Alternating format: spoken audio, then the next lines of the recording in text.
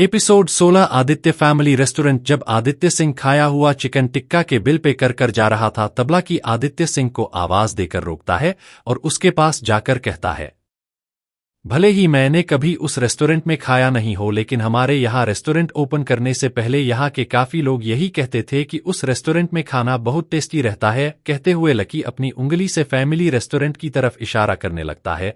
जब आदित्य सिंह लकी के इशारे की तरफ देखता है तो उसे दिखता है रोड के उस तरफ एक 2 मंजिला बिल्डिंग है जिसके ऊपर लिखा हुआ था फैमिली रेस्टोरेंट। आदित्य लकी की बात सुनकर और उस रेस्टोरेंट को देखकर, जो इतना भी खास नजर नहीं आ रहा था, समझ जाता है लकी और उस रेस्टोरेंट वालों की कुछ खास बनती नहीं है और लकी चाहता है कि वो जाकर उस रेस्टोरेंट के डिश ट्राई करें और उनके बारे में एक बेकार सा रिव्यू अपने सोशल मीडिया अकाउंट पर पोस्ट करें, जिसकी वजह से उन्हें काफी शर्मिंदगी महसूस हो। आदित्य सिंह लकी से कहता है, मेरा अभी कुछ और खाने का मन नहीं है, किसी और दिन उस रेस्टोरेंट में खाऊंगा, और टेस्टी रेस्टोरेंट से निकल जाता है। आदित्य सिंह की बात सुनकर लकी मायूस हो जाता है। तभी पीछे से राम की आवाज आती है, इतनी जल्दी क्या है लकी, हम तो हैं ही उस रेस्टोरेंट को बर्बाद करने के लिए।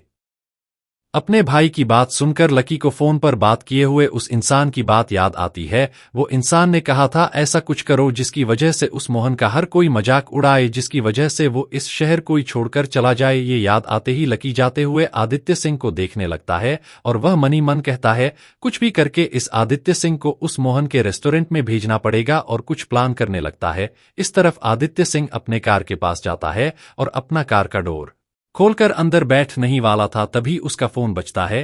जब आदित्य सिंह अपना फोन निकाल कर देखता है तो स्क्रीन पर फ्लैश हो रहा था। उस नाम को पढ़कर आदित्य के चेहरे पर एक मुस्कान आ जाती है और वो उस कॉल को पिक करता है और प्यार से कहता है, बोलो वाइफी। दूसरी तरफ से एक लड़की की आवाज आती है, आदि तुम सुबह होते ही शिकार पर चले गए। यह सुनकर आदित्य हंसते हुए कहता है, मैं कोई शिकार पर नहीं आया हूँ वाइफी, मैं तो बस अच्छा खाना ढूंढने के लिए आया हूँ, क्योंकि आज संडे है इसलिए मैं थोड़ा जल्दी से आ गया। ये सुनकर वह लड़की फिर से कहती, अरे वही बाबा, अगर बता देते तो मैं भी आती। चलो अब वह छोड़ो, तुम यह बताओ क्या तुम्हें मिला, क्या तुम्हारा टेस्टी डिश जिस पर कोई भी उंगली ना उठा सके, जिसमें निकालने के लिए एक भी गलती ना हो। ये सुनकर आदित्य सिंह कहता है, अरे नहीं यार, बस कुछ हल्का फुल्का सा मिल गया। वो लड़की फिर से कहती है, इसका मतलब तुम उस शेफ का काफी मजाक उड़ाने वाले हो। जवाब में आदित्य कहता है, मैंने सोचा था रिव्यू में शेफ के ज्यादा गलतियां नहीं लिखूंगा, लेकिन अब ऐसा नहीं करूंगा। अब तो मैं उसके सारे गलतियां एक एक गिन गिन कर लिखूंगा।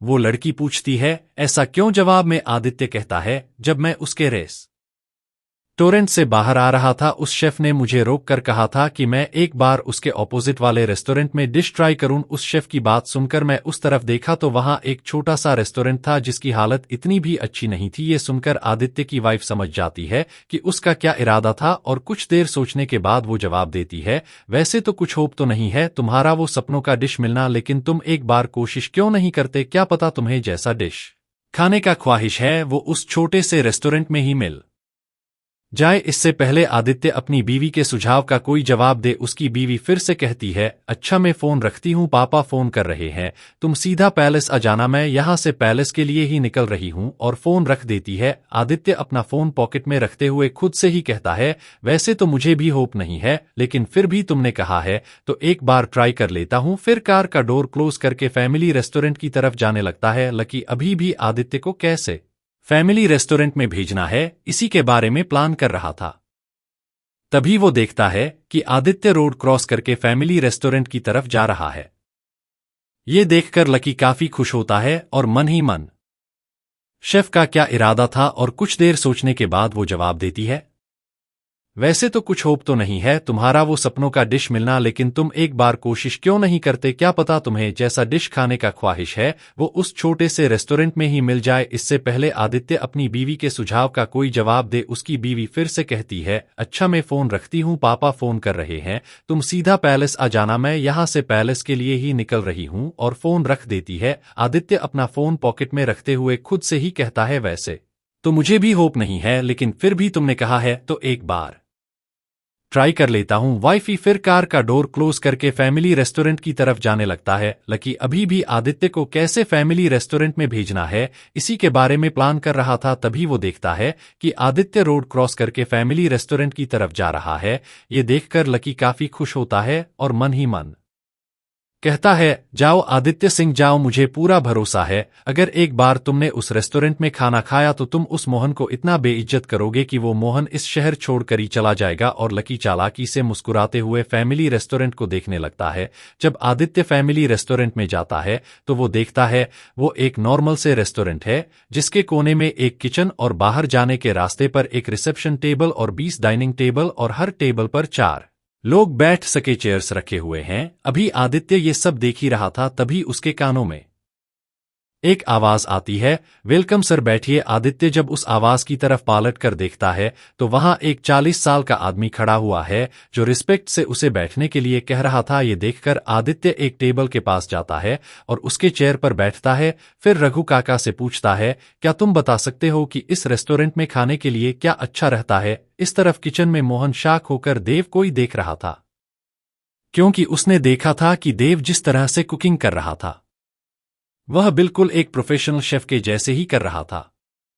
और उसकी रेसिपी भी कुछ अलग थी जिसके बारे में मोहन ने ना ही कभी सुना था नहीं कभी देखा था। वहीं खड़ी हुई मीनाक्षी इस पर ध्यान नहीं दे रही थी, क्योंकि मीनाक्षी किसी भी हालत में जीतना चाहती थी ताकि देव को अपने मां से मिलने गांव ले जा सके। तभी मीनाक्षी मुस्कुराते हुए कहती है, मेरी डिश रेडी हो गई। फिर अपने पति और अपने बेटे की तरफ देखती है। उसे नजर आता है कि उसका बेटा अभी भी कुकिंग कर रहा है और उसका पति शौक होकर उसके बेटे को ही देख रहा है। मीनाक्षी को समझ नहीं आता है कि क्यों उसके पति शौक होकर उसके बेटे को देख रहे थे, और वो अपने पति के पास जाकर उन्हें हिलाते हुए पूछती है, क्या हुआ? मोहन होश में आते ही मीनाक्षी से कहते हैं, देव जिस रेसिपी से कुकिंग कर रहा है मैंने तो उस रेसिपी को आज तक नहीं देखा। इसके जवाब में मीनाक्षी कुछ कह पाती तभी उन दोनों की नाक में कुछ गुदगुदी होने लगती है। जब वह लोग कुछ गहरी सांस लेते हैं तो उनको एक खुशबू अपने अंदर जाती हुई महसूस करते हैं। जब वह दोनों उस खुशबू के सोर्स को ढूंढने की कोशिश करते हैं तो उनकी नजर जाकर देव के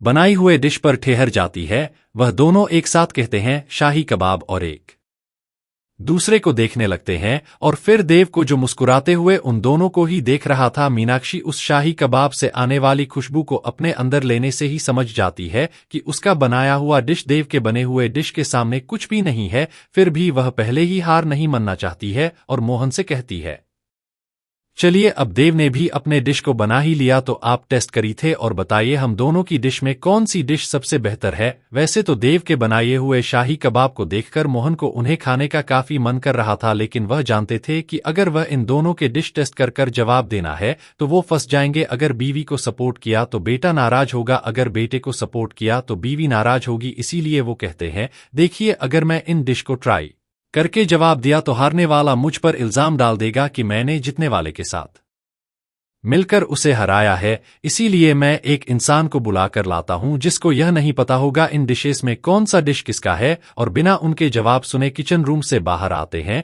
जब वह बाहर आकर देखते हैं तो उन्हें रघु काका किसी आदमी के साथ बात करते हुए नजर आते हैं, लेकिन वो आदमी अपने आंखें बंद करके कुछ सुनने की कोशिश कर रहा था। दरअसल जब आदित्य रघु काका से बात कर रहा था तभी वो हवा में कुछ खुशबू आती हुई सूंघता है। जब वह गहरी सांस लेता है तो वह समझ जाता है कि यह कोई डिश की खुशबू है। उस खुशबू को अपने अंदर खींचते ही आदित्य के आंखों में चमक आ जाती है और वह झटके से अपने आंखें खोलकर रघु काका से कहता है, आप यह खुशबू सूंघ पा रहे हैं ना? मुझे यही डिश चाहिए, जाइए और जल्दी लेकर आइए। इससे पहले रघु काका आदित्य को कोई जवाब दे पाते तभी वहां मोहन आ जाते हैं और आदित्य से कहते हैं, हेलो सर, मैं इस रेस्टोरेंट का ओनर और शेफ, बताइए आप क्या खाना पसंद करेंगे? आदित्य सिंह फिर से कहता है, हवा में यह खुशबू आप सूंघ पा रहे हैं ना? मुझे यही डिश चाहिए, जाइए जल्दी लेकर आइए। सॉरी सर, अंदर किचन में दो लोगों के बीच एक कंपटीशन हो रही है। उन दोनों में से एक ने इस डिश को बनाया है, इसीलिए ये डिश सर्व करने के लिए नहीं है। हाँ, लेकिन अगर आप इस कंपटीशन के जज बनेंगे तो आप इस डिश को खा सकते हैं। मोहन की पहली बात सुनकर आदित्य उदास होने वाला था। दूसरी बात सुनकर अचानक से उसकी आंखों में चमक आ जाती है और वो कहता है, मुझे मंजूर है। यह सुनकर मोहन आदित्य से कहता है, ठीक है, फिर मैं पहले आपके पास एक डिश भेजूंगा, आप उस डिश खाने के बाद आप बताइए कि आप उस डिश को कितने मार्क्स देंगे। फिर मोहन किचन रूम में वापस से चले जाते हैं और मीनाक्षी और देव से कहते हैं, बाहर एक कस्टमर बैठे हुए हैं। एने उनसे कहा कि वह आप दोनों के कंपटीशन के जज बने, उन्हें भी नहीं पता कि कौन सा डिश किन का है, इसीलिए ये फेयर कंपटीशन रहेगा। ये सुनकर मीनाक्षी और देव हमें अपना सर हिलाते हैं। फिर मोहन पहले मीनाक्षी का डिश लेते हैं और वहां से निकलकर आदित्य के पास आकर उसके सामने डिश रख देते हैं। आदित्य देखता है। सो गाइस, आज के लिए इतना ही। चलो मिलेंगे एक नए चैप्टर के साथ, तब तक अपना और अपने परिवार का ख्याल रखिए। आपका दिन शुभ हो। To be continue, please listen more to the next episode.